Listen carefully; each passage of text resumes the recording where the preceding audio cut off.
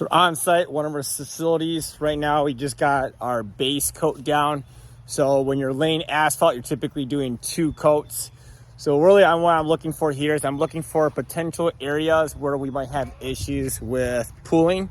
So like, is there anywhere that looks like, hey, it looks like a little bit of like a divot or depression in the asphalt? Another thing I'm looking at too as well is you can see right here. So I gotta get up closer to it too as well. This is only the base coat, so this is okay right here, okay?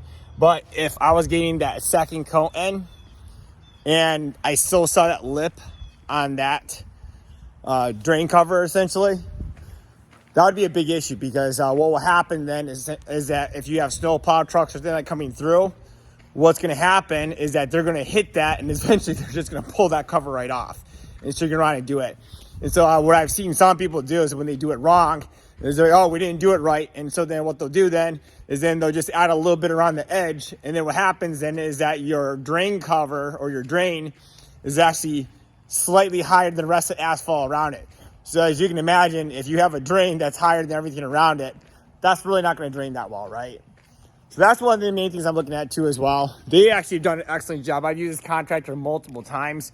My biggest issue with them actually is they're so busy that we have any changes in our workflow, then it's really hard for them to work on it. So we were actually supposed to get this done last year actually.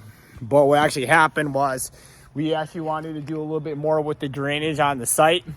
And so as a result, we actually got pushed back a whole nother year.